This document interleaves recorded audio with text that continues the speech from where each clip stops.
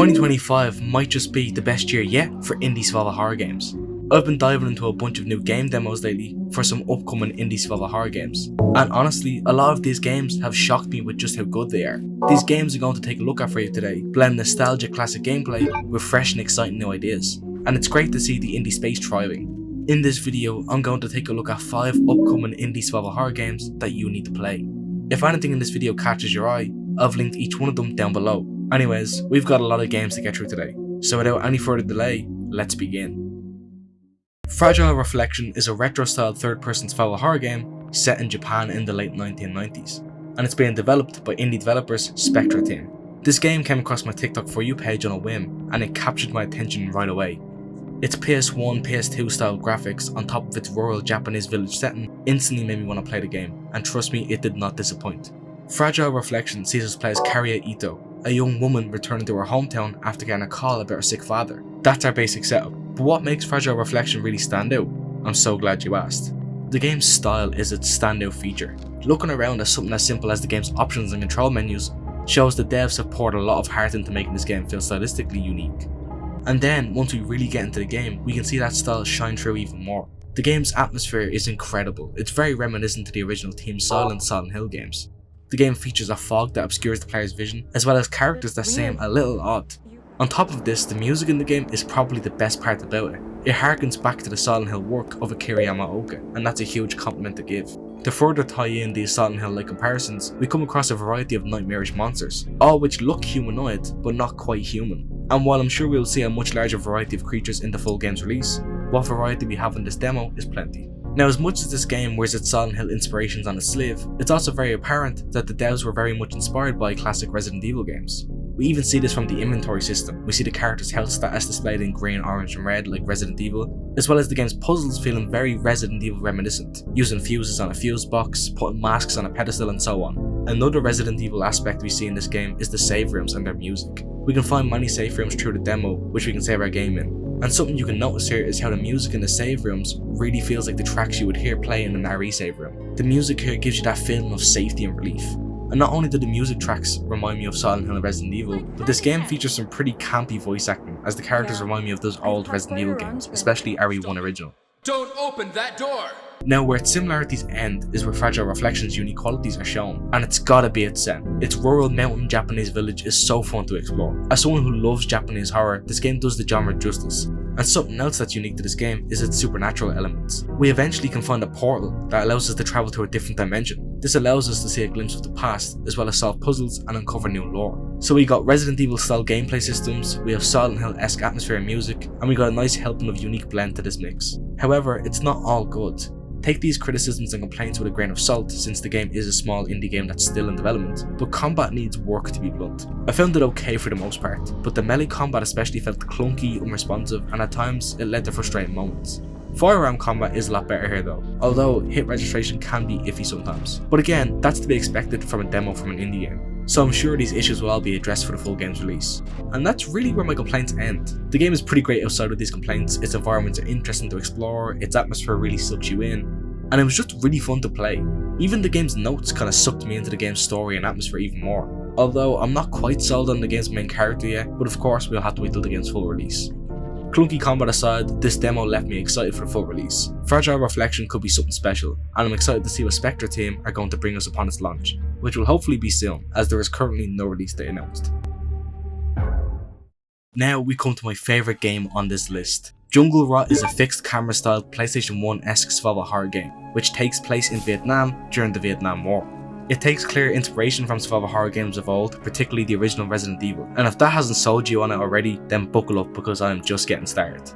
Where do I even start actually? This game is like a dream game. Firstly, classic Resident Evil gameplay, we must manage our health and bullets in order to survive. It features classic puzzles similar to the original Resident Evil, as well as a nice variety of enemy types and weapons. But there's a nice twist with this one, since the game is set during the Vietnam War.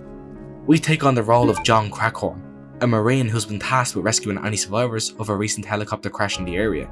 Although, this rescue mission leads to Sergeant Crackhorn being left on his own, surrounded by zombie soldiers, with all but his trusty sidearm and machete to his name. We must then survive the jungle terrain of Vietnam as we explore a variety of locations straight out of your history book. From the harsh swamps to the large tree lines to the rat tunnels, the game really explores an era not too well seen in games. In terms of Jungle Rot's Resident Evil inspiration, I mean it's basically everywhere. Its gameplay is tank controlled, with tank controlled style combat and exploration. It also features key item gathering and supply hunting, which is essential for survival. This game's locations, which I already previously described, are all gorgeous pre-rendered backgrounds, which is not too often seen in this modern era of gaming. And outside of the main Resident Evil inspirations, there are a lot of little details we can see, from the game's title card being voiced,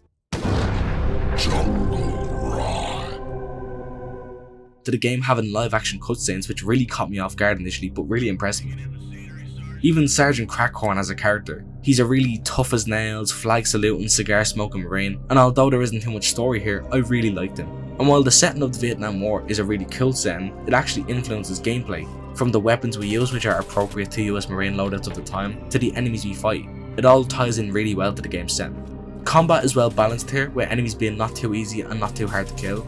And surprisingly enough, melee combat is actually kind of viable in one-on-one situations. It also shows off this game's awesome levels of gore and dismemberment, which I really like. And in general, like I said, gameplay plays like classic Resident Evil games, but better. The transition from shooting to moving to reloading is very seamless, and it makes the overall experience much better.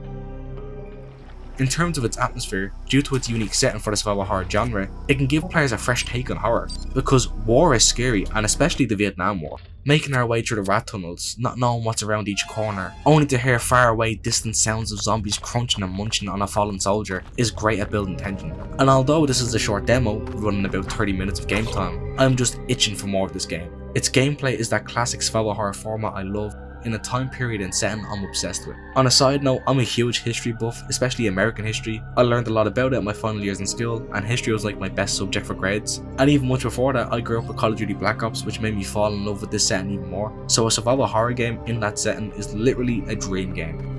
In terms of criticism, I actually have very little. Its puzzles were fine and I had no gameplay issues or bugs. I guess if I had to give one, I wish there was an auto aim like in Resident Evil Remake, since sometimes you can be angled just a little bit to the left, which causes you to shoot and miss, but that's really my only complaint.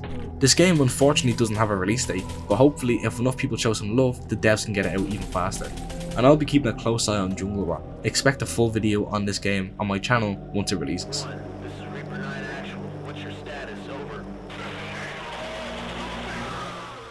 Phase Zero is a classic Resident Evil style survival horror game that gets a lot right. Phase Zero features a lot of what you may come to expect from a modern indie survival horror game, and that's what I like a lot about it. It feels like comfort food almost.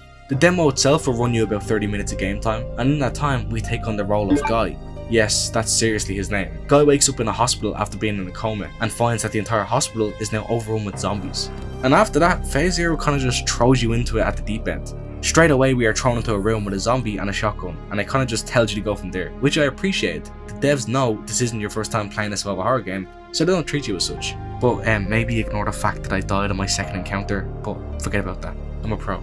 The game itself is set in Flint Peak Hospital in the early 1990s, and I really like what developers did with the game's setting. We see many of the game's puzzles revolve around hospital-esque things, wheeling a cart with a body on it, or in one of the puzzles we enter a room that has an MRI machine in it. Once it turns on, it takes your weapons and ammo off you, so you then must navigate a nearby room around the zombie weaponless in order to turn off the machine to get your stuff back. It fit well with the game's setting, and it didn't feel like we were just placed in the hospital for the sake of it. Here you'll find all the classic Resident Evil elements. Limited inventory space, tank controls, fixed camera angles, as well as a save room with a nice calm melody to go along with it.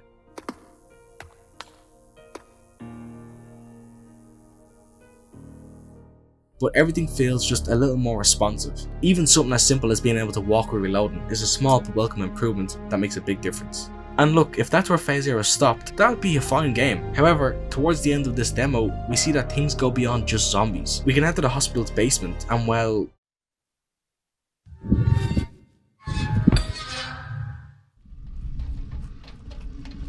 the walls are filled with pulsating mounds of flesh. Everywhere is covered in this skin-like material that's beaten and alive, as well as these little face hugger type creatures leap from the walls at us. And this really caught me off guard since I had seen none of this in any previews of this game I watched. Even then, leaving the disgusting basement, we see that some people are now becoming hollow. Those small creatures seem to have crawled from inside some of the patients in the hospital. The demo then ends with the camera panning out to show just how big the city is and how we are surrounded.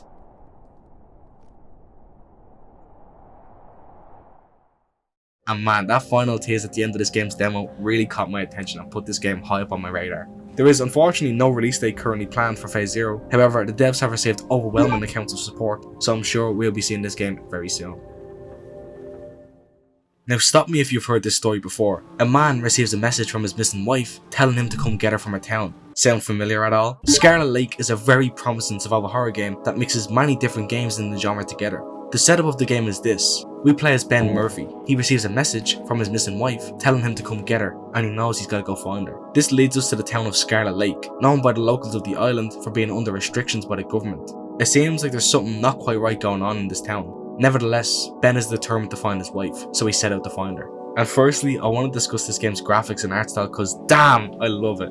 The game's isometric style is very similar to Signalis, a slightly older indie darling. And speaking of Signalis, the game features very similar combat and gameplay too, with the shooting mechanics being almost identical to Signalis, but with a twist. Scarlet Lake features a weapons upgrade bench in which we use scrap we find around the town to upgrade our arsenal of guns, which sounds familiar because it reminds me of the upgrade benches in The Last of Us. But not only does this game borrow mechanics from The Last of Us, we even see some RE4 style elements. The game has RE4's gunplay style, it's fast, snappy, and there's plenty of ammo about. But something players can also notice is that we often find cash scattered around this town. That's because in the full release of the game, the devs have said they're going to add a merchant who we can buy gear and items off, which is very reminiscent of the merchant from RE4. Even down to the game's on-screen UI, it's very similar to RE4. Aside from those mechanics and such, Scarlet Lake has such a great atmosphere. Its rainy, windy town sucked me right in.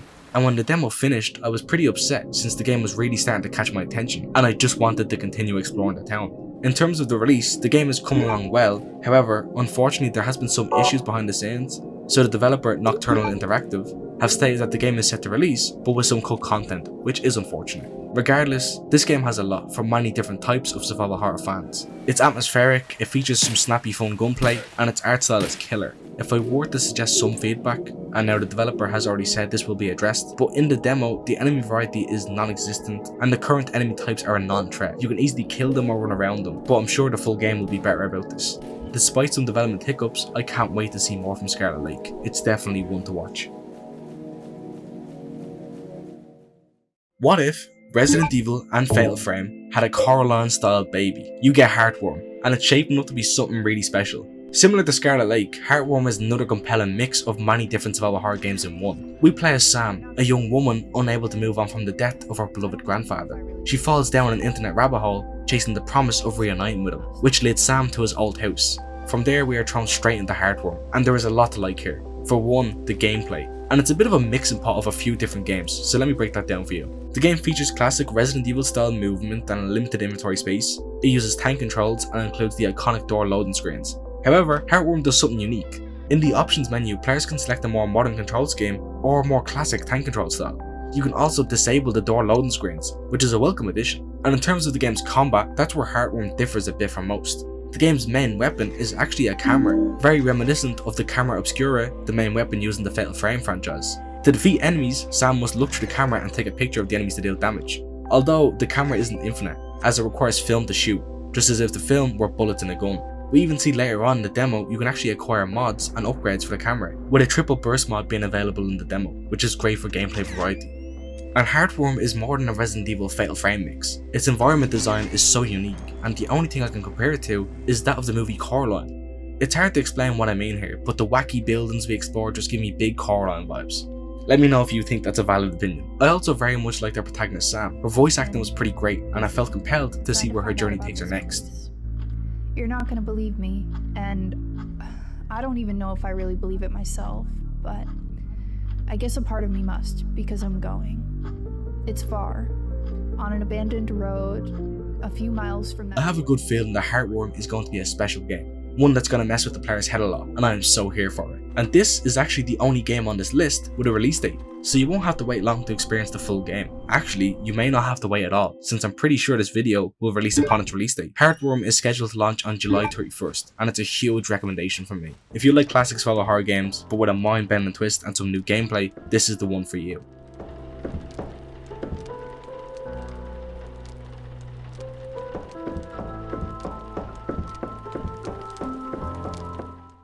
So there we have it. That's a look at some of the most promising indie survival horror games coming soon. It's amazing to see how much love and creativity indie devs are continuing to pour into this genre, especially between big AAA releases. My personal favourites from this list, I'd have to say Jungle Rot is at the top. It's a dream project for me, seriously. Scarlet Lake is also probably number 2. Its RE4 style gunplay and progression really hooked me, and Phase Zero's twist ending has me wanting to play more. But honestly, I'm excited for all of these games. Which one of these stood out to you most though? Let me know in the comments down below, and definitely check out the links below to try all these games for yourself. Anyways, thank you so much for watching this video. I'm going to see you in my next one. Peace.